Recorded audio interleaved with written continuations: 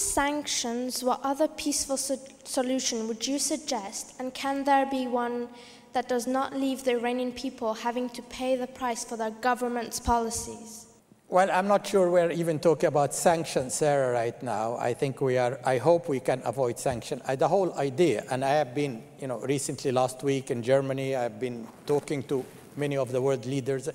Everybody is keen to see that the condition created for Iran to go back into the negotiating table. I hope we will be able to avoid sanctions. You see, we can go through sanctions, we can go through escalation, but escalation, in my view, will not resolve the issue. Until we reach the point when everybody sit at the negotiating table, put their grievances on the table, find a compromise whereby everybody feels that they are getting a fair deal, I don't think we'll get a durable solution. We can continue to hurt each other. I think sanction, in my view, will hurt everybody. It will hurt those who are applying sanction. Iran probably will retaliate. So I hope very much we can avoid that.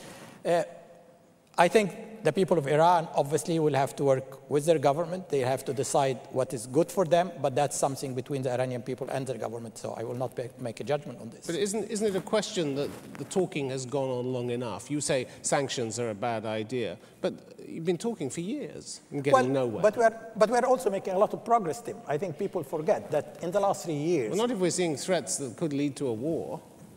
Well, I'm not sure anybody... Is that progress? I'm not sure anybody is talking about a war right now. I hope nobody is thinking about a war right now. As I said, I think this would be the most counterproductive thing one can think of right now. We have made a lot of progress. We understand fully, in a way, the extent of the Iranian program. That we still have... But you have gaps. We have gaps. So you don't understand it fully? Then. We have, but we also have not gotten the feeling that this is, as I said, a clear and present danger of tomorrow. It's an imminent threat. And as long as, everybody, at least the assessment of all the national intelligence, that we are not, facing an imminent threat tomorrow, which gives me hope that there's still ample room to negotiate, to sit together, to dialogue. Without, we have a lot of time to dialogue, and I hope that opportunity we will make full use of it, both the Iranian in the first place and the international community. Let me go back to the question, if I may. Are you worried about the situation at the moment? I am Iranian, and yeah, I think so, because it would affect me if anything serious happens. What do you feel the international community should be doing or should have tried that maybe it hasn't tried already? Well, I don't agree with my president at all. I think he's not right, and he should let the US or anyone come in and look at the nuclear weapons or whatever we're making. But he's not doing anything that he isn't able to do legally, is he, Dr. ElBaradei? As far as you know.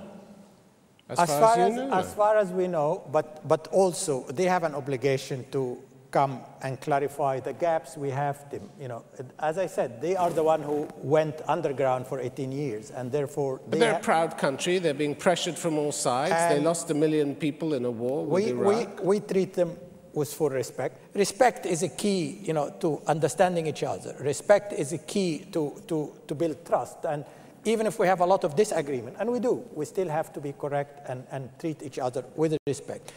I think some of the statement that has been made by the Iranian president had not been very helpful, obviously, and I've been saying for everybody that we need to lower the pitch, we need to cool it, and as I said, understand that we should act in a responsible way, both sides. I mean, I can see additional tension in the Middle East. The Middle East, as I said, is messy enough right now, and to have additional crisis in the Middle East right now would simply be adding lots of oil to the fire that we have already around us here.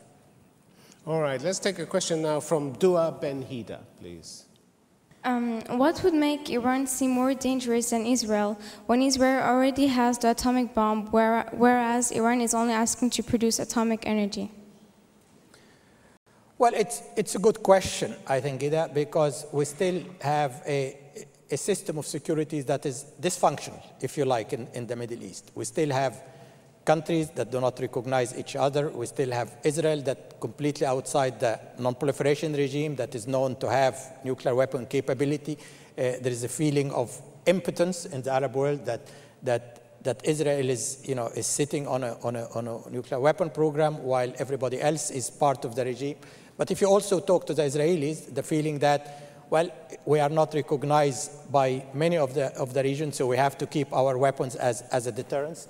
I think the question was about whether you thought Israel was just as dangerous as Iran. Well, there is a lot of threat perception, which I have my own views, but that's not what matters. That's what we'd like to hear.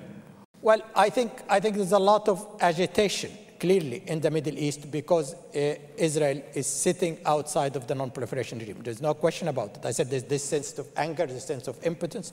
But if you look at it from the Israeli point of view, they're saying, how could we give our deterrence without our neighboring country, recognizing our right to exist? So we need to tackle these two issues in parallel. The security concern of Israel, the security concern of the Arab world, we need to put them together and see